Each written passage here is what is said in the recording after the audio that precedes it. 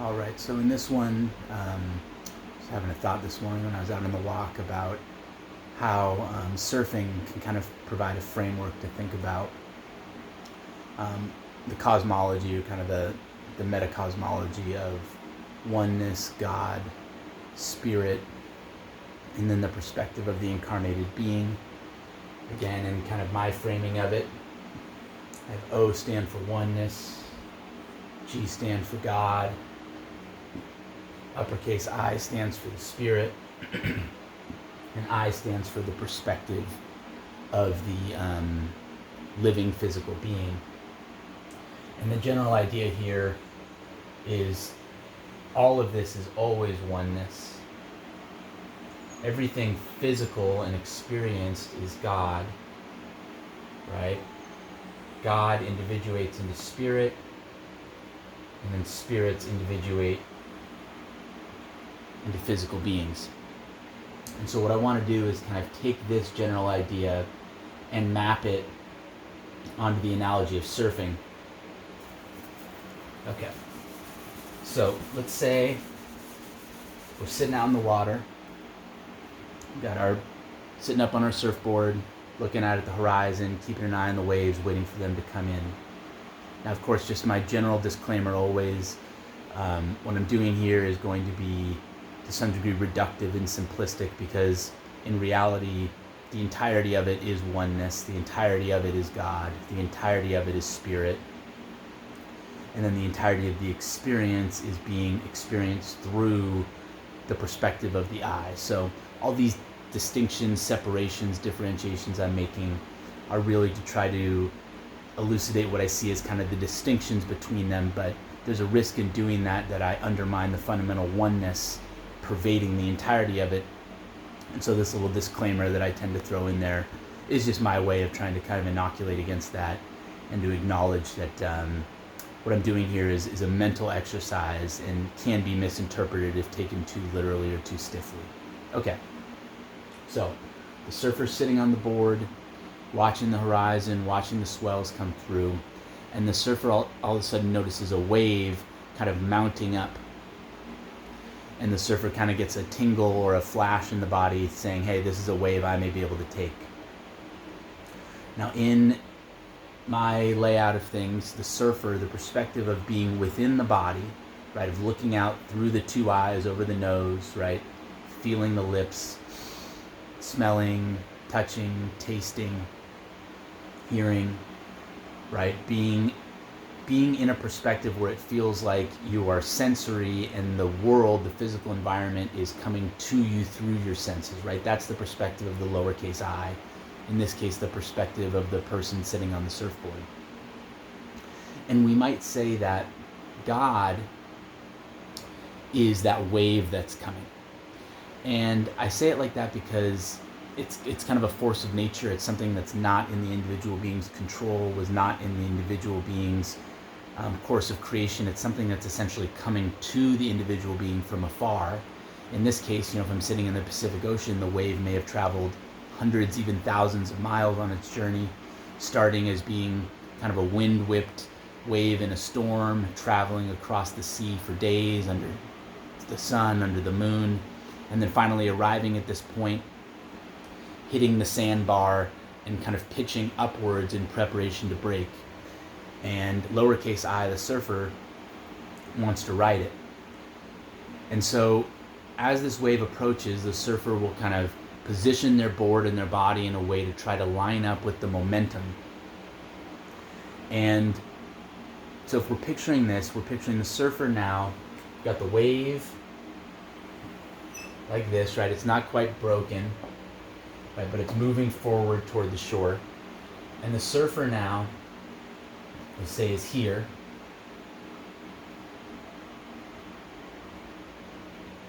Artistry skills on display here. Right, and the surfer is basically paddling their board in the same direction as the wave, basically to try to match its momentum. And what I notice here, the reason I think a lot of surfers tend to get hooked on it, tend to get stoked, is there is something that feels, you can call it spiritual or supernatural if you want to, You could also just call it really fun and exciting, kind of transcendent. There's something that tends to happen in this period where you're engaging the wave, because when you're sitting out there kind of bobbing on the ocean waiting for waves, it's easy for the mind to kind of drift into its normal series of activities, right? Start thinking about our to-do list, start drifting into thoughts about the past or the imagined future, starting to go through its little list of complaints or things it's been noticing lately, kind of its little ongoing journaling exercise.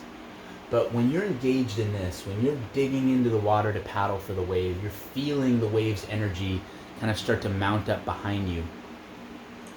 There's a way that it kind of centers you in the moment. And I know for me, it's like all that other stuff is just gone, right? I'm not thinking about whether I'm going to go to the grocery store or the gym later, right? All that stuff is kind of just kicked out. And what I'm fully engaged in is the physical experience of digging in the body, and then the mental experience of trying to kind of position my body in space in a way that allows me to catch the wave and then to skillfully rise with it. And so what I'm seeing here is this is the perspective of lowercase I, right? Those eyes are seeing the water, those hands are feeling into the water, those legs may even be kicking for a little extra momentum. That's what I's got going on. Uppercase I is that more removed perspective that has a sense of the body being in space. I mean, I might even be kind of up here. And what it is able to do is to kind of triangulate the body and the wave. It's able to say, okay, I'm kind of here. I can feel that wave's maybe a few feet behind me. It may say speed up, or it may say slow down, or it may say go left, or it may say go right. And the reason it feels different to me than this is this lowercase I is always kind of in this closed unit loop in the body. It's thinking of itself as the body. It's thinking of the body as its kind of container, its vessel. And so it is always going to be kind of looping inside of the body and the body's concerns. What this spirit remove can do, and again, I'm using this word spirit, I think it's something we experience in our daily lives all the time. And one of the ways you can notice it is this triangulating effect, where it goes, okay, I'm here, right, or my body's here, the wave is here, and we're trying to create a coordination, right, in space and time for these two things to sync. Okay, and again in my rendering here, this wave, right, this thing that's traveled thousands of miles, this force of nature is God. Okay, so the wild part is how oneness comes in. And so what I'm going to do now is I'm going to move a little forward in time. Maybe in surfing this would be a couple seconds later. What we have now is the wave really getting ready to break here. It's fully pitching across that sandbar. Right, you can see the spray kind of coming off the top of it. And then the board is now here, right, our surfer putting the last few paddles on to really try to catch it. Spirit's up here, still gauging momentum. Maybe Spirit is even, right, thinking about the bottom of the ocean, especially if it's a reef or something like that, thinking, okay, as I go through here, catching the wave, but I want to be mindful, not to go head first and go down into here. It may go onto other surfers, right, who are paddling out in a lineup, right, wanting to protect their safety, not wanting to hit them, right? Maybe in the little brain, the little I, we're getting angry at this person. We're thinking, you are blocking my way, you are interfering with my fun, this is unfair, this is my territory, right? Again, this is kind of the mammal mind at work. The spirit mind is really just more of a spatial and relational organizer. It's trying to kind of see things in balance, almost kind of like a sun sitting at the center of its solar system, and the way you could think of the sun's gravity as being the music for the dance of the planets around that sun. The spirit is kind of that way. It's reading its kind of solar system of events and trying to kind of coordinate them in a way and send information to the brain to allow the brain to address these multiple different perspectives and factors at a single time. Now, this oneness moment, right, which I'm going to designate with an O, happens right here, right at this flash point. And this flash point is when the momentum of the wave, which in this metaphor is the momentum of God, and the momentum of the body, right, which is the momentum of the lowercase I, combined with the coordinating intelligence of the spirit, when they all reach this sync point, and this is what we call catching the wave. And what catching the wave feels like, right, maybe you've had this experience surfing before, body surfing, bodyboarding. It's this experience of, up to this point, as the lowercase I and the body, we've been digging, we've been putting our effort, our calories, our muscles, our breath into the activity of moving our board in a way to try to line up with the wave's momentum. The wave, God, again, has been a function of time. If we want to go really deep and woo, we can say that this wave is just another wave stemming off of the Big Bang. Yes, it's pinballed through how many trillions or gazillions of causal factors in the meantime, kind of like an elaborate Rube Goldberg device where, you know, your alarm clock goes off, a marble drops down a rail, and then 30 steps later, your egg is cracking in the pan, and you've got your fried egg waiting for you when you come downstairs. Well, here's this wave, which is really just the Big Bang, or you could see it as this end of a causal branching stemming from the Big Bang. We too are the Big Bang going there, if I'm going to go with that metaphor. And so these two features of the Big Bang have now synced their momentum and their direction in a way that they really become one.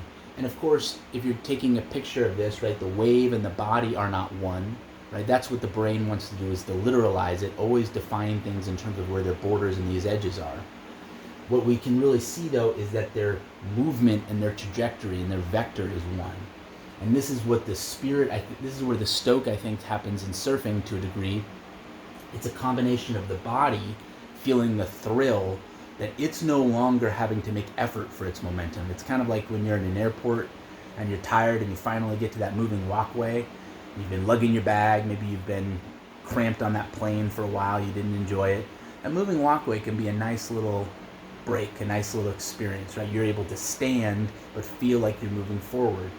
When this wave kind of, we call it catching the wave, when the wave really catches you and begins pushing you forward such that you're not making an effort to paddle anymore, I think it kind of tickles and delights the spirit, because the spirit has successfully triangulated these two momentums, right? It has achieved its goal of helping this body get onto this wave. And so I think that's why surfing can feel like kind of a spiritual experience. One of the things that makes it feel like a spiritual experience is you kind of get into that higher order of intelligence and really that higher order of identification where your pleasure and your sense of success or progress isn't grounded exclusively on your emotional circuitry, right, or how you feel about it, but about the recognition that there's been a meeting, a synergy, a connection. And that sense of that is what I'm calling oneness, because at this point, the surfer's momentum and the wave's momentum sync, and it allows the surfer to actually transform or transcend. The surfer then can no longer be laying on the board. The surfer now, because the surfer doesn't have to paddle anymore, right? The wave is now doing the work momentum-wise. The surfer can use those same arms that were paddling to press down onto the board, right? And then as you do this, the lower body can then swing under, right? Kind of like if you're picturing yourself laying down on the ground, you kind of push your lower body up so that your upper body is kind of in that like cobra pose. And then what happens is the lower body swings under it, and now the feet are on the board. The body's standing up, and the surfer is now catching the wave and able to ride the wave forward in a standing position. And so you're essentially kind of walking on water in a way. You have this surreal experience. I mean, I still remember very vividly the first time I had an angled ride on a wave where I was really kind of, the board was carving across the face and I felt myself on it. And it was an experience that was up here. I'm a little emotional thinking about it. I remember, I was in about 7th grade. And just, part of it I think is the satisfaction on this level of lowercase I, of, having put the work in. It wasn't my first time out there. I'd been surfing at that point, several times, and you take your licks, the waves beat you up, the waves throw you down, you try to stand up, you slip and fall, You feel like a goofball. You look around and see if anyone's looking. Feel like a klutz. All that stuff. All the usual stuff that happens when we're kind of absorbed in our private circuitry. But when you catch a wave, what the Beach Boys say, you're sitting on top of the world. I mean, it really does feel that way. And so anyway, this oneness, I'm not sure if I've really done it its justice, but the oneness is that feeling of where does the wave end, where do I begin? And from the perspective of I, which is the literal pedantic thing, it goes, well, I end at my feet, and then there's the board, and then there's the wave. And hey, that gets its truth. That was a little mocking and condescending toward that. That wasn't cool. That was I, lowercase I, condescending lowercase I. So a little bit of self-on-self action there. But yeah, when you catch that wave,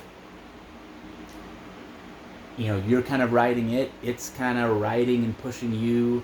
There's a shared energy and momentum. It feels kind of like there's a shared goal to it. And that's really that spirit perspective, which actually recognizes on a very kind of literal level from its elevated perspective that that's actually true. And what I believe on a spiritual level is that there's intentionality here, right, with God, that God is not just all accidents spilling out of the Big Bang, that what can seem from the empirical perspective to just be a series of coincidences actually can be a coordination and an artistry on a much higher level. And so the oneness is really the fusion of that lowercase I and its exertion, that uppercase I and its coordination, this G and its seemingly random arrival, but perhaps its deep, mysterious artistry, all coming together in the moment where a being that had been struggling and straining now lifts, elevates, finds its footing on its board, and joins its momentum fully with that of the wave in a state of flow, which, with what folks describe both in positive psychology and then I think also in spiritual practices, in meditation, in Buddhism, and in a ton of other disciplines and paradigms of leaving out, is the power of this flow state, the way this flow state can help us get out of our normal little, pinball experience of the normal things we worry about, the normal things we're thinking about, the normal things we're stressing about, the normal feelings of anxiety and frustration and angst we often feel. Because when you're catching that wave and when you're surfing and you're flowing, if that stuff comes to mind, it just evaporates like that. It's like dropping water on the surface of the sun. It's just gone in a way that you barely even remember it happened, because you're so absorbed, the body, the lowercase I, right, the spirit perspective, and then if we can say even kind of this melding with God, you're so absorbed in that moment, so pleased in a way that doesn't need to be explained or elaborated upon in that moment, so at peace with what's happening, so glad with what's happening. Yeah, that words can't really do it justice. And we use this word stoke to describe it. And I guess what I'm trying to say is maybe a translation for stoke is oneness. And, I'm describing literal surfing here, ocean surfing or lake surfing, I guess, wave pool surfing. But where's the potential for surfing maybe in your life? Maybe it's dancing, maybe it's art, maybe it's a crossword puzzle or a Sudoku, but maybe there's something where you can feel kind of a momentum coming that kind of picks you up with it, and you give your little private momentum to sync with it, but then once you kind of sync, you're in flow together. And see if you can find those activities in your life. See if you can make them more of a matter of habit, because I really think there is something to this on the experiential level that allows us to, if only briefly, transcend our little private sandbox of worries and to get into kind of a higher order of operating that doesn't just feel good and doesn't just give us an escape, but actually lets us experience in real time the fullness of who and what we are.